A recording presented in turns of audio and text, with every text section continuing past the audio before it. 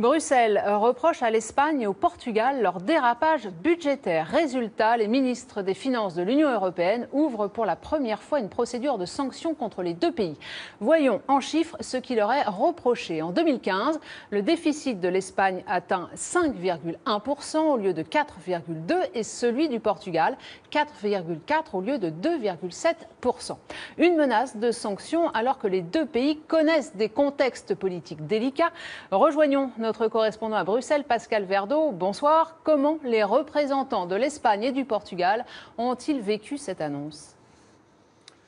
Écoutez, c'est un coup de massue pour l'Espagne, toujours sans gouvernement, et surtout pour le Portugal, qui parle ce soir d'injustice.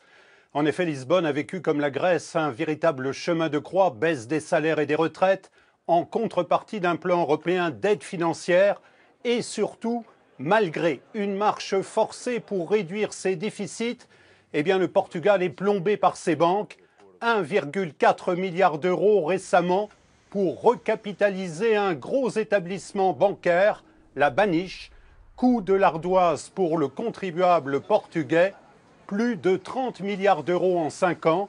Alors même si personne ce soir ne croit sérieusement à une amende de la part de Bruxelles, eh bien les Portugais sont amers. Sanctionner l'élève qui fait des efforts, c'est renforcer les forces populistes et europhobes. Bref, la Commission européenne, pour une fois, devra faire preuve de doigté politique. Merci Pascal.